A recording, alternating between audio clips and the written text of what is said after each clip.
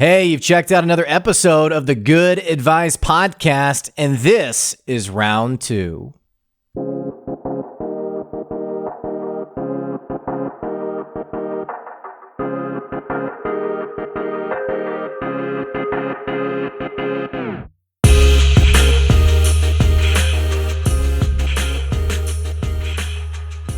Hey, thanks for checking out another episode of the Good Advice Podcast, and this is round two. Round two is where we bring back not just my favorite guest, but your favorite guest back to the podcast, where we hear a little bit more about not just their story, what's going on with them, but also some of the incredible insights, building on the incredible insights that they shared on the first go-around of the episode. They're back again to share even more incredible good advice on the show today. Today's episode is with my good friend, Brian Sexton. And I say that with the most sincerity I could possibly mean. Brian really is a good friend. It's incredible when you meet someone who they just understand relationship building. They understand what it means to look someone in the eyes and give them value. And as you can understand, these are people who actually become pretty incredible salespeople. And they're so gifted at knowing how to really drive your bottom line because they understand that business is personal and it's all about relationships.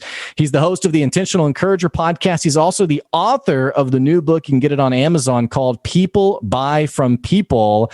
Brian, welcome back to the podcast today. You know, the first time, Blake, that you and I had a conversation together, I had neither one of those things. I didn't have the Intentional Encourager podcast. I didn't have the People Buy From People book. I feel like I've adopted two kids.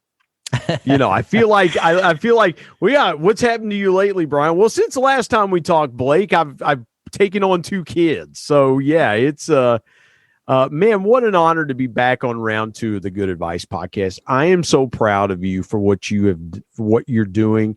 And I will tell your audience this. The Intentional Encourager podcast doesn't happen without Blake Benz and his good advice.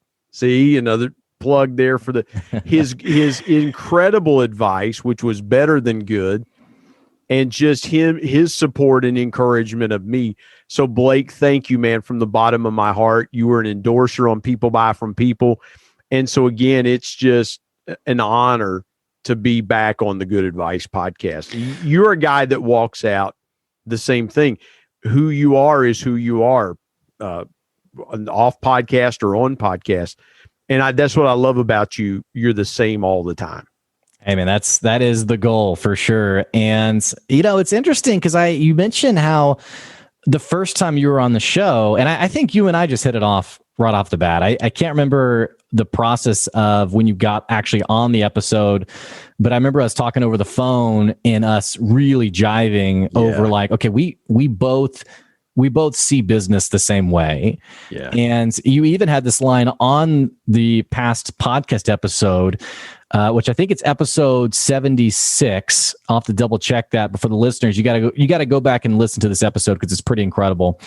You had this line that has always stuck with me, and it was, if I don't want to have a cup of coffee with you, why would I buy from you? Yeah. And you said it, and it just, man, I could feel the truth behind that sentence, like just sinking into, I mean, I was thinking about that and I was like, yeah, if I don't know the person to the degree of I can trust them enough to sit down with them and have a conversation with them and at least enjoy their company enough, I'm not going to buy from this person. So what's really incredible about you, Brian, is it's hard for me to separate the Brian I know now, who's the host of the Intentional Encourager podcast, who's the author of People Buy From People, and then think about that Brian who didn't have those things. Because I think what's crazy is you didn't have to create something new. You didn't go to like a seminar that was like, you know, hey, you need to publish a book. Let's think about what you could talk about. Yeah. I think what's exciting about you is anytime someone listens to you, you ooze these concepts that are so true and relevant and important for business. And so in my mind, the podcast, the book, and whatever else is is incoming in the future has just been a natural progression of just giving the insight that you have. Now, I want to give you a chance to respond. Well, my initials are BS, so you put 2 and 2 together from there. So, but I want to ask you something because as you know, people who listen to this podcast, many of them are running a business. Some of them are working in their 9-to-5 job. Other ones are sort of dreaming about starting that business and what all of it can entail. You're somebody who you've built this from your heart. You've built it from what you're passionate about, what you know, what you believe. Talk a little more about that, especially for some of our listeners who they're a wantrepreneur. They want to be an entrepreneur, but they don't even know what to offer. They're like, what do I need to sell? What do I need to do? They don't know the what. They just like the idea of being an entrepreneur. Help us speak to that just a little bit. Well, it's real simple, Blake. And I say it in the first few lines of people buy connection before they ever make a transaction. So if you know how to connect with people and what you do, if you can connect people with what you do, with how they'll benefit from what you do, then you're 90% there. You've taken the ball to the 10, so to speak, in a football term. And of course, you live in football crazy Arkansas. And so, I know that when I'm speaking to people, I'm speaking the language. I'm actually speaking a love language. Brian, we once had an article written about us by ESPN saying that we were some of the most psychotic fans for no reason at all. We had no reason to be because we're not Alabama. Yeah. We have not had a very stable football program, but ESPN went as far as to call us crazy psychotic because we are so football crazy. Well, there's a couple of connections to Arkansas Arkansas sports that have some personal meaning this way. So the athletic director at Arkansas now is a guy named Hunter Yurachek. His son Ryan played at Marshall, which was my alma mater. He was a great tight end at Marshall. And so there's some synergy there. And I think at some point, Marshall and Arkansas are going to meet on the football field. I have this funny feeling that it's going to happen. I don't want to put our friendship at risk, man. I hope that never happens. Well, I hope we have a home and home. I would hate to have my team beat you and us have to face each other. Well, it's entirely possible. But look, I'm looking for a home and home to where I can come to Fayetteville. Oh, yeah. You can come to Huntington.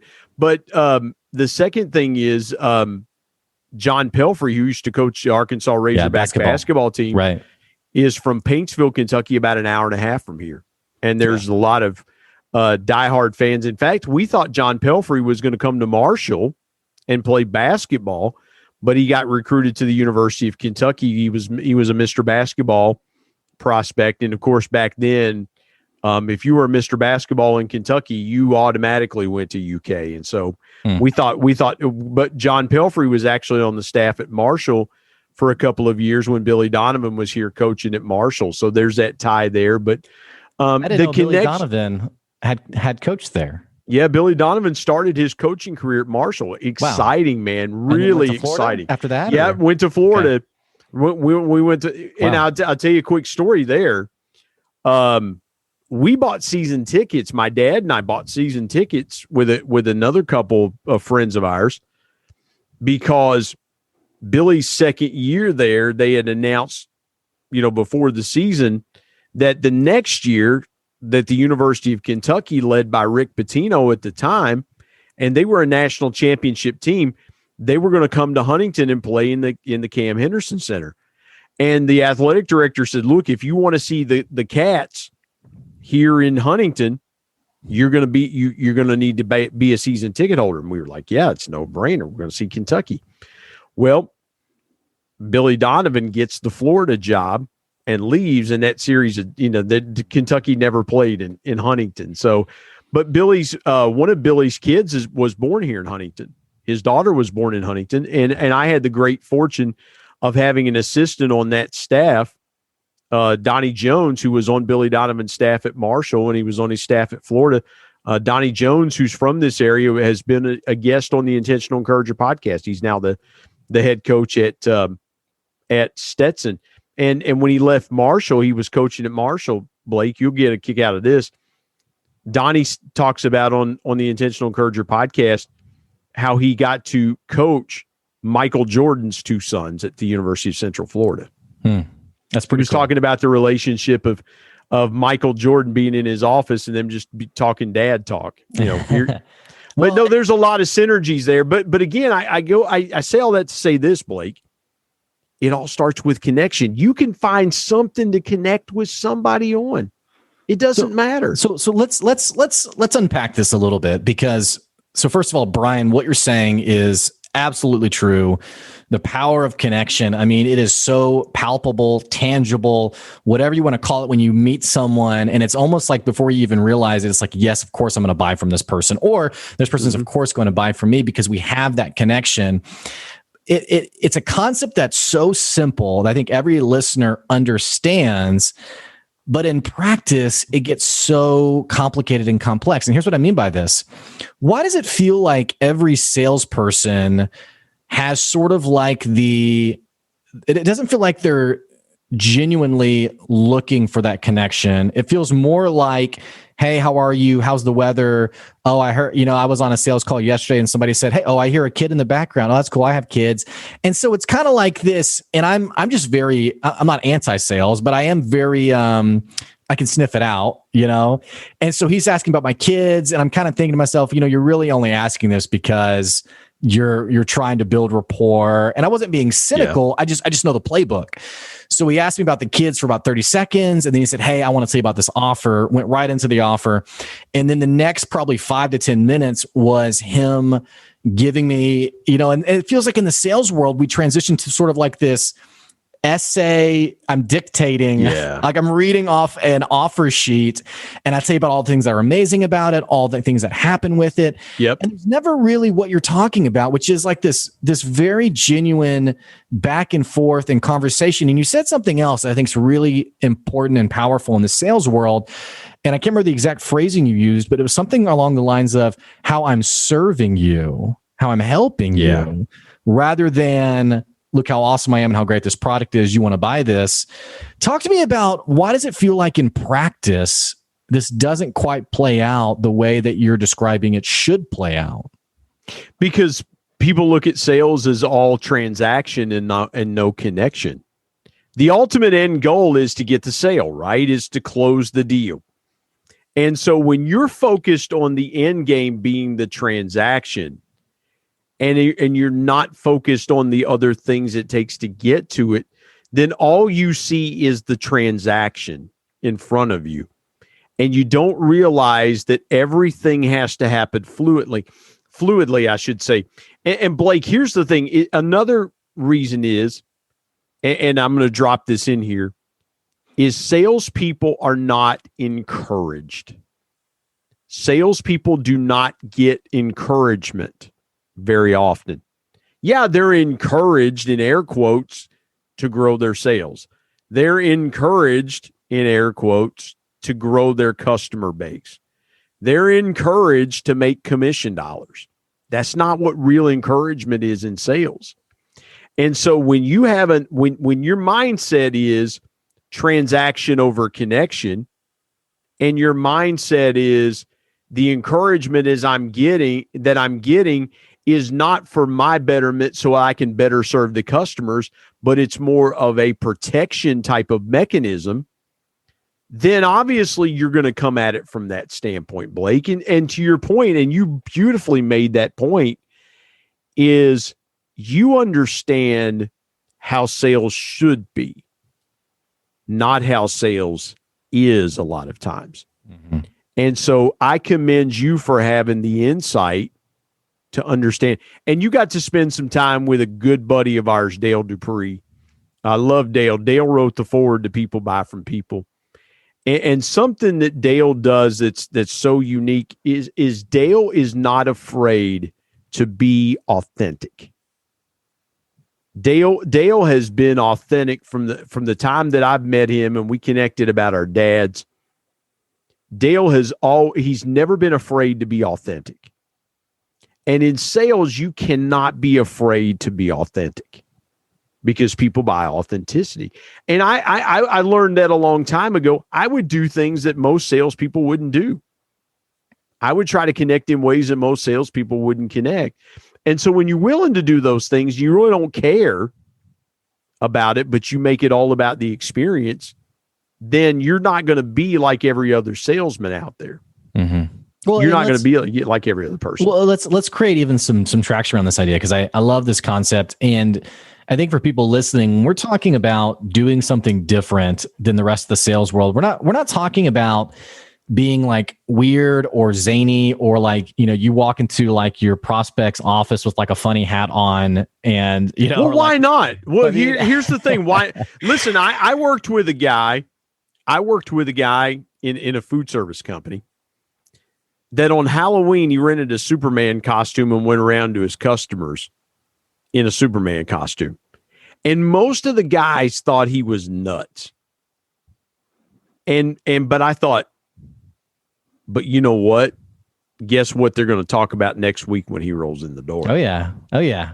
And guess what they're going to talk about next year? They're going to ask him next year, hey, Halloween's coming up. What are you going to dress up as this year? Yeah. And it's creating chatter, right? Exactly. And so you want to give, and that's another chapter in the book, is people buy memorable. People buy memories. You have to give people memorable experiences in buying. And now here's the thing. So let's go back to your illustration. Your memory of this guy that pitched you was that for 30 seconds, he asked you about yourself. And then for 10 minutes, he talked about his product. Mm-hmm. So he's created a memory in your mind instead of really getting to know you and your family a little bit better, creating something memorable for you where you go, hey, when that guy called on me, he made it about me. He connected with me. You'll never forget that. And I have customers that I've called on to this day. We still have a great relationship, 25 years in the making, over 25 years, because you just try to distinguish yourself and you just try to be different and unique and memorable. And you double down, Blake. I don't mean to get long-winded here, but you double down on what you do best and how you're going to be different. And you double down on it. And you don't care what everybody else says. And you don't care what happens. You double down on you and the results will come.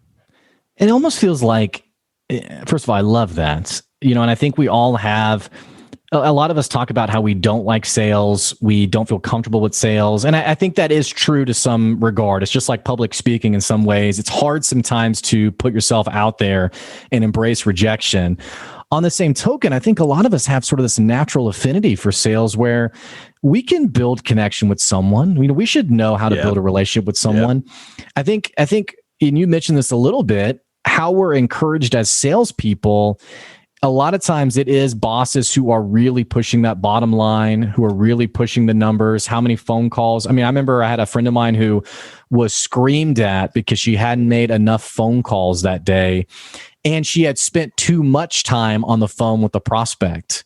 It was kind of like, you either need to make the sale or you need to cut them and move on. Do you know why that is? No, tell me. Most of the time it's because that boss is getting bonused. That boss's bonus is being affected, or their performance numbers are being affected. Never forget this. There are two things that motivate people in life professionally: money and power, money and influence, money and climbing the corporate ladder to get what they want. And so a lot of times that person that got screamed at, and that's terrible. That is horrible leadership. Our good friend Kristen Sherry says something that I've never forgotten. She told me one time, she said, Brian, people leave leaders. They don't leave companies, they leave leaders. Right. And that was just so insightful. And it's typical Kristen brilliance. She is just brilliant. And I will say this, that the two reasons that I have found that sales leaders that I've worked around act like that is money and influence. They're climbing the corporate ladder, and you're either keeping them from it or you're helping push them up to it. But here's my point, Brian, is that the sales process has become so me centric. 100%. I'm going to yell at you because you're affecting my numbers, my bonus. And we have salespeople who are getting on the phone and they're talking about how we've been in business this long. We offer this, we do this. And there's never really the flipping of the script where, hey, what's going on with your business? And not that you need to I'm not saying you need to waste someone's time and be like, tell me about your business. And you're like, you didn't do any research beforehand, but it's almost like I'm doing you a favor by selling you my product. So let me tell you about how awesome I am. How great. Yeah. And I get it because you're pitching and you want people to think you're credible, reliable, and that it's the right answer. And yet it's this very one-sided perspective rather than think about that person who was really memorable because they sat down and they said, tell me what's going on with your business. Hey, I understand that. Here's what my solution does for that exact problem. I gotta jump in here. You have hit on something that is just remarkable. If you understand the concept of pitching from a sports perspective, I'm going to take it here for just a second. When I was in high school, growing up, I played baseball. And I talk about this in the book. I was 11 years old and my coaches realized I had a good arm. And so they turned me into a pitcher. Do you know that there's a process in teaching a kid how to pitch? First of all, you have to develop their windup or their motion. You have to teach them, okay, the first thing you have to do is make contact with the pitching rubber. So the mound is so many inches high, and you have a white rubbery thing, and it's literally called the pitching rubber. And the first thing that you teach that kid to do is stand on the rubber to make contact with the rubber. Then you say, okay, you've got to kick your leg up and you got to throw to the plate. It is much harder to learn to pitch than it is to learn to catch. Because the pitcher in pitching and catching does 95% of the work. All the catcher has to do is squat down and hold their mitt up and receive the pitch. It's harder to pitch than it is to catch. Why, if you're a salesperson, are you trying to do the hardest thing that it is to do in pitching instead of letting your prospect do the work? Why not let them pitch themselves and you catch and then you throw it back to them?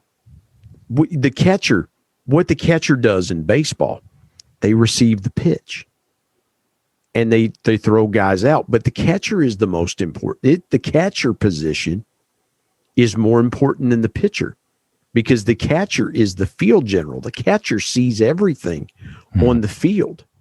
It's not the pitcher. You know what the pitcher does? You know the only person that the pitcher can really see when he's in the windup is the catcher. He can't see the first baseman, the second baseman, the shortstop, or the third baseman. He sees none of the outfielders.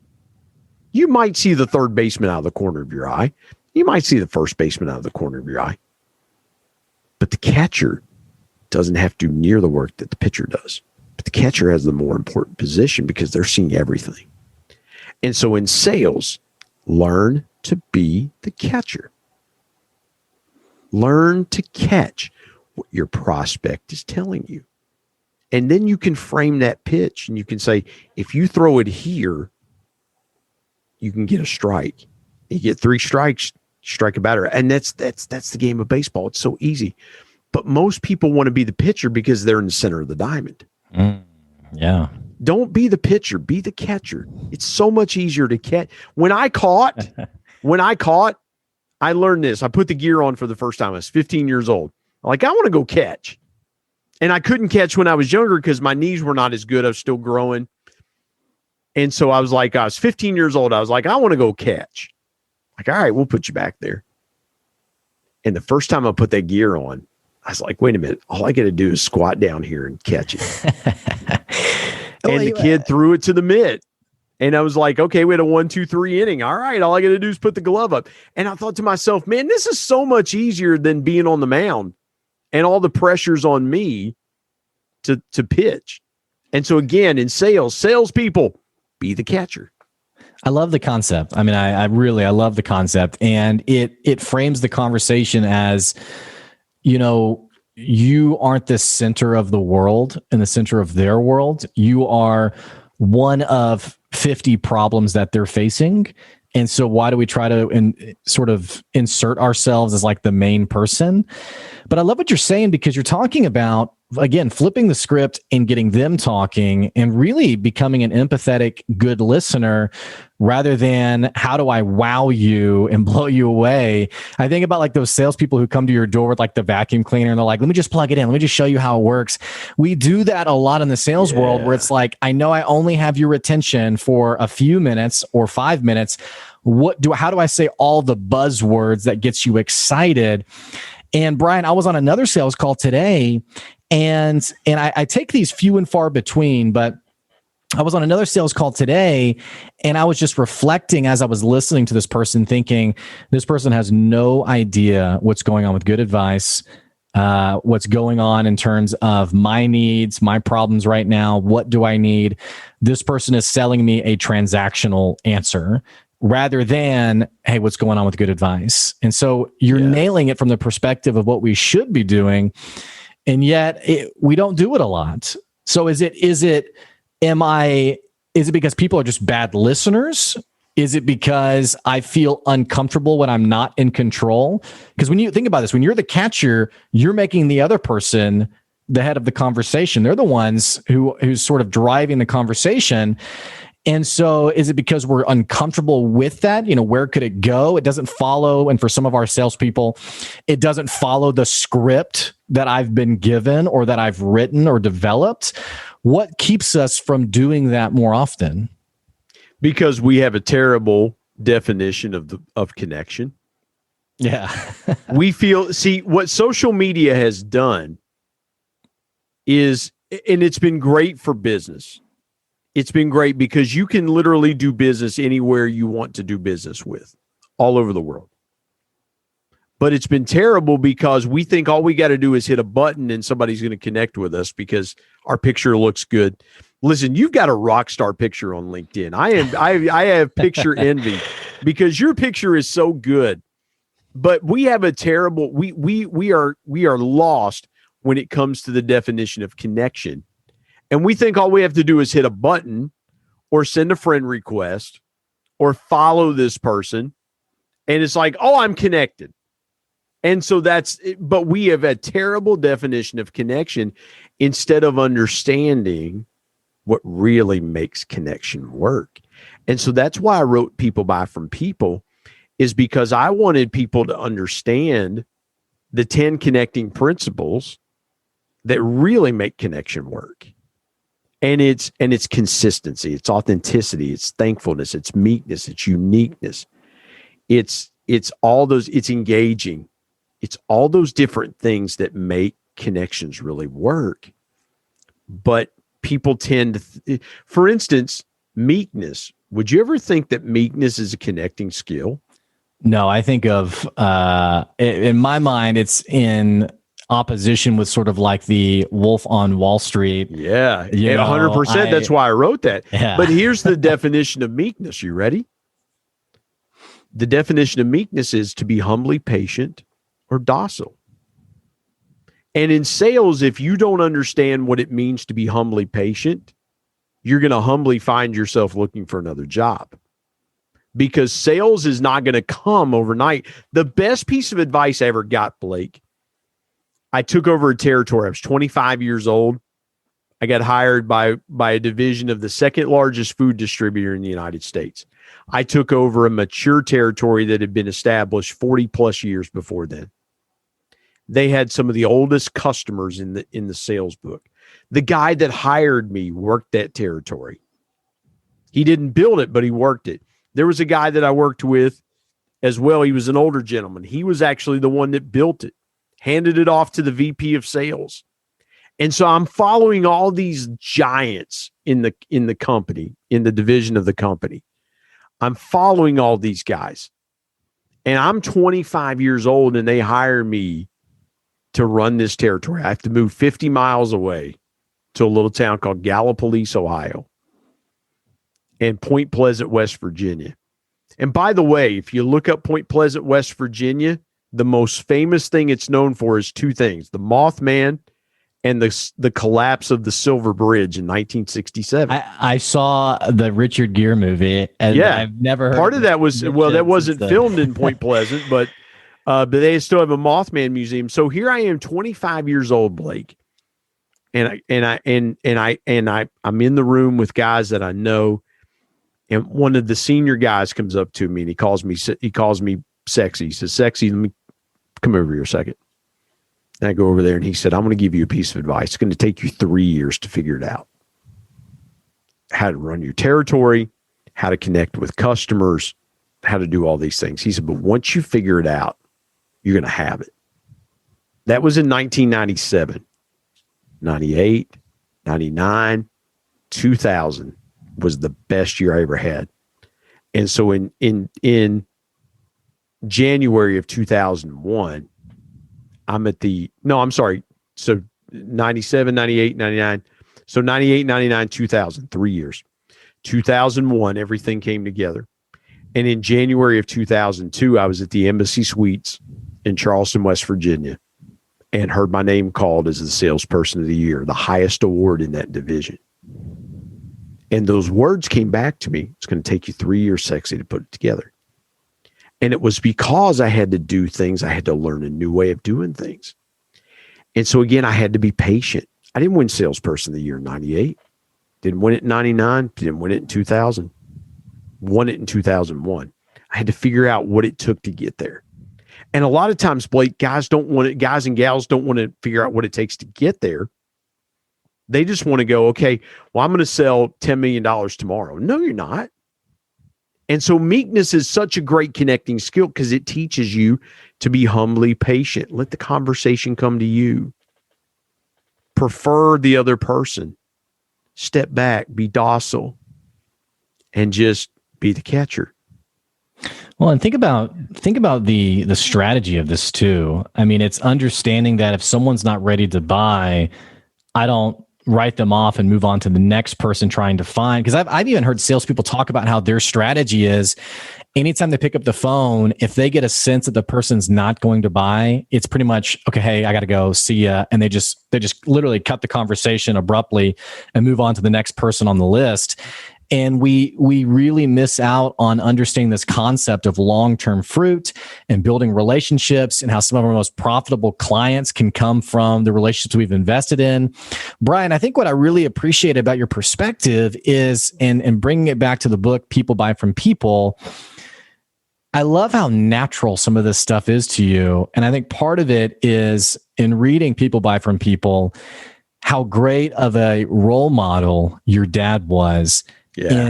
In emulating these concepts and demonstrating these concepts. Yeah. You know, the phrasing "people buy from people" comes from your dad.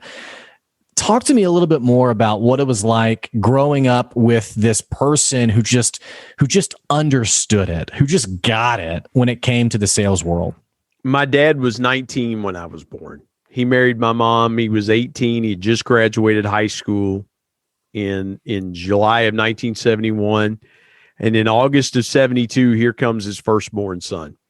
And I think my dad had always understood how fathers and sons. My dad lost his dad when he was 4. My granddad, actually just not far from here, literally less than a half a mile from where I'm talking to you from, is my grandparents had a place there, walked to this little church. And my granddad actually died in church. My dad was 4 years old. My granddad stood up to pray and died of a heart attack in church. And so my dad grew up with older brothers that became his father figure. And so he saw them with their kids and said, this must be the way to be with your kids. My dad sat in the dugout when I was in Little League and called my pitches. My dad took me to baseball practice. My dad took me to Reds games. I'm a diehard Cincinnati Reds fan. My dad played catch with me out in the yard. But you know what my dad also did for me, Blake? My dad also showed me how to love my wife by loving my mom. My dad also showed me the love of God by taking me to church. My dad also showed me how to work by going out every day and working and busting his tail. And I'll never forget, my dad in the summertime would take me on the road with him. And we would go out. And the first time I saw a strip mine was with my dad in Eastern Kentucky. My dad would take me, and I learned how to be a great conversationalist, Blake, because my dad from an early age would get me in the car and would ask me about stuff. And so I became a really good conversationalist because my dad poured those things into me. My dad got me up at 3 years old in church, and I sang for the first time when I was 3 years old in church. My dad always believed in my abilities to do things. And I write about it in the book. I'm 15 years old. We go to a Pentecostal church that my uncle pastored, and my dad said, "Man, we really need a bass guitar player." I'm like, "I don't play bass guitar." He's like, "Yeah, but we got a keyboard and it splits, and you could kind of play the bottom end of it," because I'd taken some piano lessons. And he said, "Tell you what, Sunday morning, you're going to play that thing for the first time. You're going to play in church." I'm like, "What am I supposed to do? Tell my dad no?" That was not happening. And so my dad would put me in uncomfortable positions knowing that I'd figure it out. And so my dad had supreme confidence in me. I remember the year before he died, I called him. I was really emotional. I called him one day and I said, "Dad, I've been praying." And I said, "Man, I've got a word for your church." And my dad said, and I told him what it was. And I said, "Here it is." And he said, "I'm not going to come and preach it. You're going to come and preach it. You're going to come and preach at my church." I wasn't a preacher, Blake. That wasn't my thing. I later discovered that God was calling me there. But my dad, 3 weeks before my dad died, my dad called me and he said, "I need your help." He said, I have folks in my church. We need just a spark. And he said, "I need your help. Come down this Sunday and help me." And Blake, here's the thing. When I would go to my dad's church, it was an all-day thing. Like, we would start at my church. Like, we would drive 45 minutes to the church I go to in Charleston, West Virginia. And then we would drive an hour back to Huntington. And I would go to church there. We'd grab something on the way there. My dad would be calling me, "How close are you? Where you at? Come on, where you at?" And then, he would take us to dinner afterwards. I mean, it was all day. But I've never seen my dad more proud than those times that I would come to his church and sing or whatever. So my dad was a great influence in my life, but I'll share two quick stories with you. When my dad and I worked together for the first time in February 2012, my dad and I got to work together. And we spent 3 months together every day. We were traveling all over the place together. We were spending 14, 15 hours a day together, eating dinner together, literally eating breakfast, lunch, and dinner together 4 days a week for 3 months. And I told my wife one day, I said, "I want my dad to see how good I am." Because I'd been in sales previous. I'd won awards and things like that. I said, "I want my dad to see this up close and personal." The day before my dad died, every month I would see a customer. He would see the customer the following month. So we would rotate. And I connected with a guy in Akron, Ohio, and one of our customers. And my dad that day my dad just blew me up. He called my phone like 6 times. And finally, I'm like, "What do you want?" And he goes, "Where have you been?" I said, "I've been inside talking to Eric." And he goes, "I don't like that guy. You've been talking to him for an hour?" I said, "Yeah." I said, "We connected because we have MBAs, Dad." I said, I figured out how to connect with him. Blake, the day before my dad died, he visited that customer. And that customer for an hour told him, "We love Brian. Man, we're so glad Brian's here with you." That's so awesome, because they were a father-son. I connected with the son, my dad connected with the father, and they understood the dynamic of the father-son relationship. And my dad gets to the car and my mom's like, where you been? He's like, that guy's been blowing me up about Brian. He loves Brian. And for my dad to tell me that, my dad did it, but he called me and he said, I just had a love fest about you. And my dad was just ribbing me. But my mom told me after he died, she said he was so proud of you. He was so proud of you. My dad passes away on a Thursday morning in the middle of the night, somewhere between 3 and 6 in the morning was when my mom found him. I was in a fog for 2 weeks or better. It was a Friday, Blake, and I was just burdened. I literally felt a weight on my shoulder because my mom said, you need to come help our church. And I was in my church and I was doing my job and my dad's job. And I was literally trying to step into just about every shoes that my dad had filled. I was trying to step into them and do something to try to help, try to ease the void. It's Friday. And I'm praying and I said, Lord, I want to have a dream about my dad. The next night was Saturday night into Sunday morning. I have a dream. And here's the dream. I'm standing in the warehouse with my dad and I have my back to my dad. And I'm looking at some shelving and I'm looking at product on this shelving. And I have my back to my dad. And I said, Dad, where are you going this week? And he said, well, I'm going here, here, here, and here. And I said, and I realized it. And I said, but you're not here anymore. And I turned around and there was a door to the left and he had went out that door and had left it cracked open. And I began to get tears in my eyes and I sprinted for the door. I mean, I'm sprinting. I don't sprint anywhere, not even to a buffet. I sprinted to the door. My dad is standing in front of his work van and he has tears in his eyes and the back doors are open. And he says to me, he looks at me, he says, I didn't want to leave. I said, Dad, I know you didn't. And I looked back at him and I had tears in my eyes. I said, Dad, I'm trying. And he said, I know you are, son. And I woke up and that heaviness lifted off my shoulders. And it woke my wife up and she said, are you okay? And I said, I am now. And from then on, I felt zero pressure to do anything and to live up to that. And I stayed with the company a few more months and we had a parting of the ways and it was amicable. The next day though, after I left, I had a customer that had a really close relationship. He actually drove 3 hours from Cincinnati to the funeral. He called me the next day and he said, I just referred you for a position. You need to call this guy. And a month later, I got that job. Wow. And so again, my dad's impact, I can still feel my dad's impact today.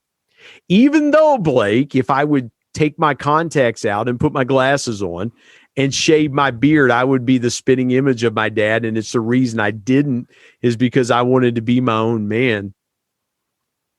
My dad's impact on me was just tremendous. And I had a friend of mine and my dad's. My dad actually led this guy to the Lord. He told me a couple of years ago, he said, it's time for you to be your own man. He said, you have done such a great job of honoring your dad's legacy, but it's time for you to be your own man. And that was liberating to me because I was trying to keep my dad's memory alive in any way that I could, in every way that I could. And I feel my dad's presence. And I gotta share one more story. 5 months after my dad died, every day I would tell in my prayer time, I would say, Lord, tell my dad that I love him and I miss him. I'm sitting on an airplane. I'm going to fly from Charlotte to Kansas City, Missouri. I've got a California pizza in my hand because I'm grabbing something, getting to the plane so I can take off. At least I'm going to eat my lunch on the plane. I'm like, I'm good. I'm in the back seat. I'm going to eat my lunch on the plane. I said, Lord, thank you for this day. Thank you for this food. Lord, tell my dad I love him and I miss him. And the Lord spoke to my heart and said, I tell him every time you ask me. That's sweet. I love that. And so from then on, I knew that I was good, man. Mm-hmm. I was good. And so writing this book was time. There were emotional times, but there were more times of good that came from it. And I did what I set out to do, man. And here's the coolest part of that. I intentionally released that book on the anniversary of my dad's death. I wanted to turn a day of sorrow into a day of joy. Mm. And so the anniversary of the podcast is coming up. I released the podcast on my dad's birthday, April 8th. Again, a day of sorrow to a day of joy. And so I want to encourage somebody that's listening to today. I didn't mean to hijack the podcast, Blake. I want to encourage somebody out there that's listening that everything's going to be all right. Everything's going to be all right. You're walking through a season right now that you don't understand what's going on. You really wish that you had all the answers, but you don't. You really wish you knew what each day was going to bring, but you don't. I'm here to tell you everything is going to be all right. The answers you need are already within you. Give them time to surface. Mm. It's powerful, Brian. And what a great legacy your dad's built. You could see it in you, man, just as you talk about it. I think also what I like is on the background behind you, I can see the words be intentional. And one of the main things I got out of your story was how intentional your dad was in his day-to-day life and teaching you, in parenting you, in mentoring you, all the way from 3 years old. I don't know if I could sing in front of someone at 3 years old, but obviously I didn't care, man. And one of the things that I didn't say was when I was 4, I jumped off the platform after I got done singing and rolled down the aisle. That's a true story, man. I just didn't care, man. I was just like, let it all hang out, I guess. Well, your dad was obviously really intentional with you. And man, I loved your perspective today on really just being intentional with your customers and having honest conversations, real conversations. Brian, we are unfortunately out of time. Tell us what's, you have this incredible podcast. The book is out. Listeners, you can get it on Amazon. People buy from people, and I'll have a link down below. What's next? I mean, you've already conquered 2 worlds, the audio world and the literary world. Where are you going next? What's happening next with Brian Sexton? I wish I think next is dinner tonight. So yeah, I mean, I'm not sure. No, Blake. And I want to share with your audience. So I'm getting some more copies ordered. Probably do that tomorrow. But if you'll send me an email at sextonbrian13@gmail.com, sextonbrian13, that's my personal email address. If you'll send me an email there and you want to get a signed copy of the book, I know some people don't want to buy from Amazon, but if you want a signed copy, if you'll connect with me there, I'll get you, I'll sell you a signed copy of the book and you can get it. And I sign it for you and personalize. I try to personalize every book. So every book that I sell, when people order it, I actually write their name in it, Blake. It's unreal, man. I sign it. I put a personalized message. Unreal in today's world, but that's just how you do business. Yeah. And so, the next thing is I'm working on the book, The Intentional Encourager. So we're going to teach folks how to encourage themselves first and then how to encourage others. So leaders, ministers, teachers, salespeople. If you encourage yourself first, then you can encourage other people. Probably we'll do a second book this year if we can get everything together. That's the goal, is to do 2 books this year. So just for the good advice audience, seriously, I haven't told many people this. The second book is going to be called A Contrarian Mindset. How to think differently. I love it. Don't be like everybody else. And so that's what's new. The podcast is just, it's going to grow. I really believe that, man, we've got some powerful stuff coming up. One of the things coming up that Blake's a part of is the People Buy From People podcast series. So I'm getting all the endorsers together. Blake Benz, Kristen Sherry, Damon Burton, Bob Sager, Dale Dupree, Rain Kansman, Lori Knutson, I'm drawing Larry Levine. Many of the people that you know and follow on LinkedIn, some of the best influencers on LinkedIn that are friends of mine agreed to endorse this book. And so they're coming back on to do People Buy From People podcast. Jason Romano, Jason's the other one, does the Sports Spectrum podcast. And so that's what's next. And just continuing to have, my goal is, I'll share this real quick with the audience. My goal for the Intentional Encourager podcast is to be the place where the influencers of LinkedIn tell their stories. I love it. I love it, man. It's great. Well, Brian, we wish you well and absolutely appreciate you coming on the podcast today. Thank you for the intentional encouragement today and for the incredible advice on why people buy from people. Encouraged people are empowered people. That's my good advice for the day. What a great place to end. For the listeners, thanks so much for checking out the podcast. And more importantly, what the heck you waiting on? Click that subscribe button so you keep getting good advice wherever you are. And don't forget, I'm going to put the information that Brian shared about, first of all, I'm going to put his email down in the episode description below. That's sextonbrian13@gmail.com. Be on the lookout for his 2 upcoming books and absolutely make sure you buy a copy or connect with Brian to get a signed copy of People Buy From People. I'm also going to put a link to his LinkedIn bio down in the episode description below. We do a lot of business on LinkedIn. We like connecting with people on LinkedIn. So if you haven't checked out LinkedIn, Brian will be your first connection. And don't forget, hey, we got a Patreon. If you're enjoying the podcast, if you love the podcast, man, you got to buy us a cup of coffee, support the podcast for only $5 a month, or you can get your business advertised on the podcast. Check that out, patreon.com/good advice. That's patreon.com/good advice. Hey, that's all we got for you today. Thanks for listening. And as always, we'll catch you next time. See ya.